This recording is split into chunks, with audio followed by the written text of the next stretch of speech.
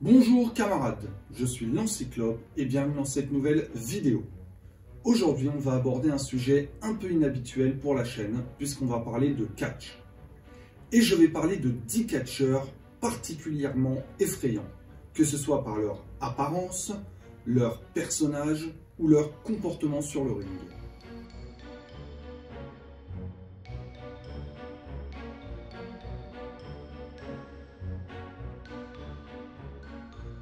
Le premier catcheur dont je vais parler est Maurice Tillet. Cet homme est né en 1903 en Russie de parents français. Quand il était enfant, son apparence était normale. Il était même surnommé l'ange à cause de son visage angélique. En 1917, sa famille quitte la Russie à cause de la Révolution et s'installe en France. À l'âge de 20 ans, Tillet est victime d'acromégalie, ce qui entraîne un épaississement osseux, qui va causer un gonflement des pieds, des mains et de la tête. Cette maladie lui bloquera de nombreuses carrières. Il rêvait de devenir avocat, poète ou ingénieur, mais les moqueries sur son physique le pousseront à arrêter. Il part alors pour les États-Unis et devient catcheur professionnel. Il prend alors le surnom de French Angel et le succès sera au rendez-vous.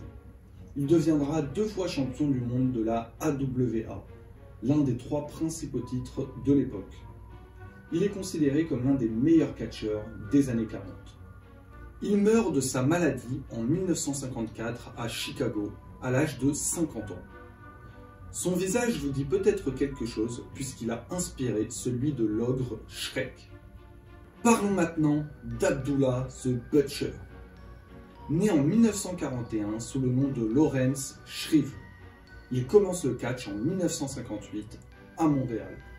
Rapidement, il devient le personnage d'Abdullah the Butcher, un catcheur totalement sadique. Il est l'un des premiers à utiliser des chaises pour frapper ses adversaires. Il a eu une quantité de managers dans sa carrière, dont le rôle était de calmer ce catcheur fou. Il remportera de nombreux titres secondaires et par équipe sur les territoires des États-Unis et du Canada. Il ne restera jamais longtemps dans une région, servant principalement d'attraction, dont le rôle était de provoquer le champion de la fédération. Il sera ensuite un vrai globe-trotteur, en catchant en Extrême-Orient, en Europe, dans les Caraïbes, en Australie, en Nouvelle-Zélande, en Afrique ou encore à Porto Rico. Mais c'est véritablement au Japon qu'il deviendra une star, gagnant de nombreux titres et tournois prestigieux. Abdullah the Butcher avait l'habitude durant sa carrière de marteler le front de ses adversaires avec une fourchette. Pourquoi pas? Il avait de telles cicatrices sur le front qu'il pouvait y mettre des jetons de casino. Sa fin de carrière ne sera pas toute propre puisqu'il aura l'hépatite C et qu'il sera condamné par la justice à payer 2,3 millions de dollars pour avoir contaminé d'autres catcheurs. Il existait à l'époque une pratique qui s'appelait le blading. Cela consistait à s'ouvrir le front avec une lame de rasoir que le catcheur avait cachée sur soi. Ça permettait de rajouter un côté dramatique au match.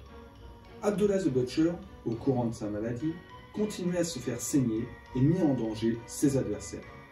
On continue avec les tarés et on parle du chic. Edward Farrat est né en 1926 dans le Michigan. Il commence en 1949, directement avec le personnage du Chic. Et ça marche, puisqu'il aura des matchs contre des grands catcheurs de l'époque, comme Dix the Brother ou Antonino Rocca. Il combat notamment à la WWF, ancêtre de la WWE, où il perd des matchs pour le titre de champion du monde contre la légende Bruno Sammartino. Il aura ensuite des succès au Canada, en Californie, à Détroit et au Japon, en affrontant notamment Abdullah the Butcher. The Chick est l'un des plus grands méchants de l'histoire du catch. Il refusait de casser une prise quand l'adversaire était dans les cordes. Il utilisait un stylo pour ouvrir le visage de ses adversaires. Il mordait aussi leur front. Son mouvement le plus emblématique, c'était la boule de feu. C'était spectaculaire et ça renforçait le côté mystérieux du Chick. 4e catcheur, George the Animal Steele. William James Mayer est né en 1937 à Détroit. Durant son adolescence, Il excelle au football américain ainsi qu'en lutte. En 1967, il commence le catch pour gagner plus d'argent.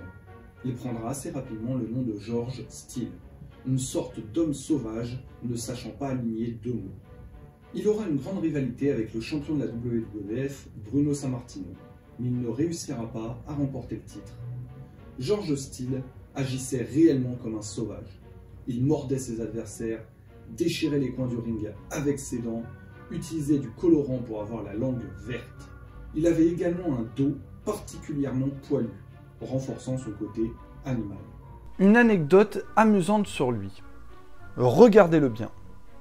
Figurez-vous qu'il était professeur de sciences en université. Direction la ferme avec Estac Calhoun. William D. Calhoun est né en 1934 et a grandi dans une ferme du Texas. À l'âge de 14 ans, il pesait déjà 140 kg. À 20 ans, il en faisait 270. Il commence le catch en 1955. Au début de sa carrière, il gagne presque tous ses matchs et fait figure d'attraction dans de nombreux territoires aux États-Unis. Il était tellement impressionnant que dans la plupart de ses matchs, il affrontait non pas un, mais deux catcheurs. Il aura alors une énorme rivalité avec Happy Humphrey, catcheur le plus lourd de l'histoire avec ses 340 kg. Le ring avait intérêt à être solide pour pouvoir supporter les 270 kg de Calhoun et les 340 kg de Humphrey.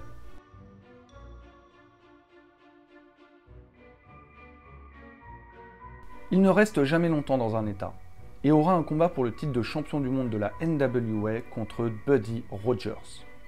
Durant le combat, Calhoun est projeté dans les cordes et celle-ci se casse sous son poids. Calhoun tombe sur le sol et ne peut poursuivre le combat. En 1970, il rejoint la WWF et sera champion par équipe de la fédération avec Tony Garea. Il prendra sa retraite en 1980.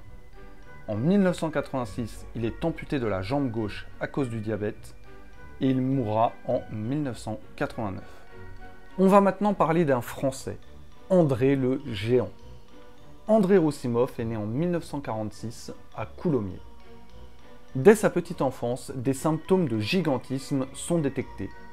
Et à l'âge de 12 ans, il mesure déjà 1,91 m. À 18 ans, il commence le catch et prend le nom de Géant Ferré, en hommage au héros picard, le Grand Ferré. La première vidéo de notre chaîne parle d'ailleurs de ce personnage. De 1964 à 1973, il aura du succès dans de nombreux pays, tels que le Royaume-Uni, l'Allemagne, l'Australie, la Nouvelle-Zélande, le Maroc, le Japon, le Canada et les États-Unis. En 1973, il signe à la WWF et devient le catcheur le plus populaire des années 70. Il ne perdra pas un seul match à la WWF jusqu'en 1987 et sera le catcheur le mieux payé de l'époque, jusqu'à 400 000 $ par an. L'homme qui va le vaincre n'est autre que Hulk Hogan lors du show WrestleMania 3 devant 93 000 personnes, record de l'époque. Il deviendra ensuite champion du monde de la WWE et champion par équipe. En bon français, sa consommation d'alcool dépasse l'entendement.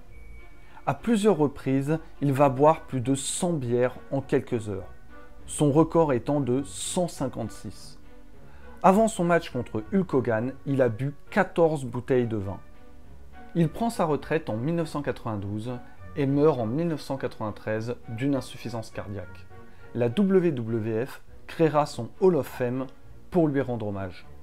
Pour votre information, la WWF s'appelle aujourd'hui la WWE et il s'agit de la plus grande fédération de catch au monde. On passe à Kane, The Big Red Machine. Glenn Jacobs est né en 1967 en Espagne de parents américains. Il commence le catch en 1992 sur le circuit indépendant et il y reste jusqu'en 1995. Il signe à ce moment-là avec la WWE et il y restera jusqu'en 2019. Il devient alors Kane, le frère du grand catcheur Undertaker, victime d'un incendie quand il était enfant. Il va semer la terreur durant de nombreuses années. Il perd son masque en 2003 et continue d'être un psychopathe. Kane est connu pour deux choses dans le catch.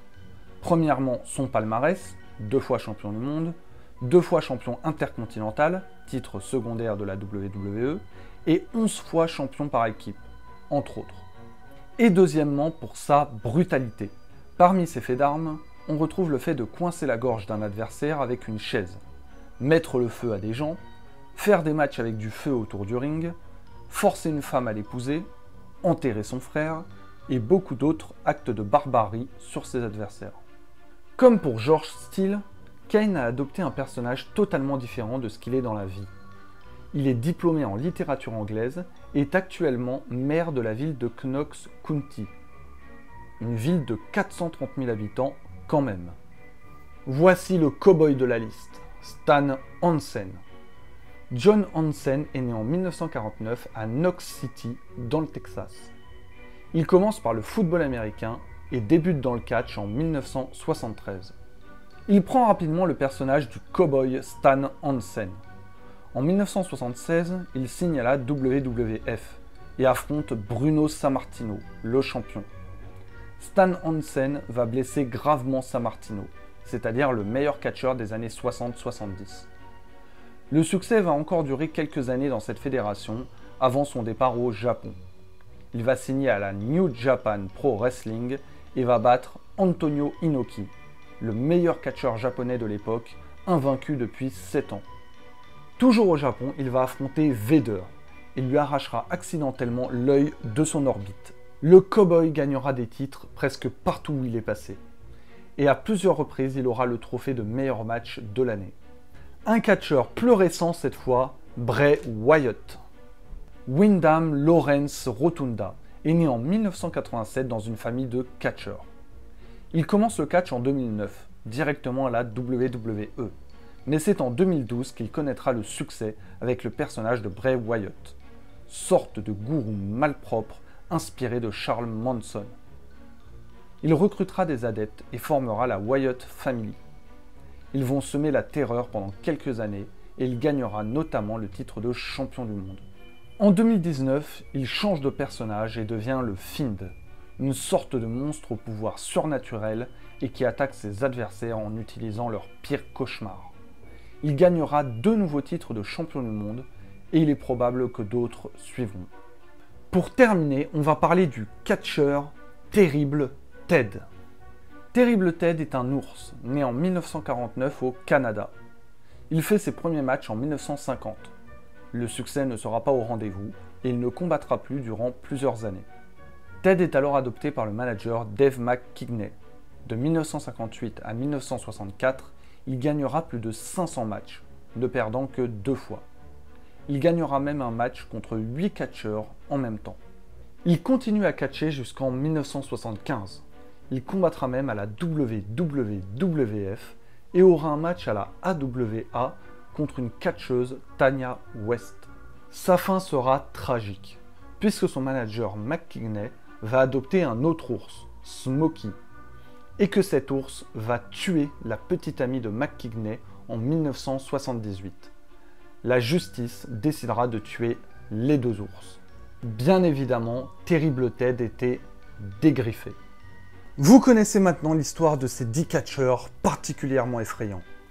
On espère que vous avez apprécié la vidéo. N'hésitez pas à vous abonner, à partager, à nous rejoindre sur Instagram. On se retrouve bientôt pour une nouvelle histoire et à la prochaine, camarades!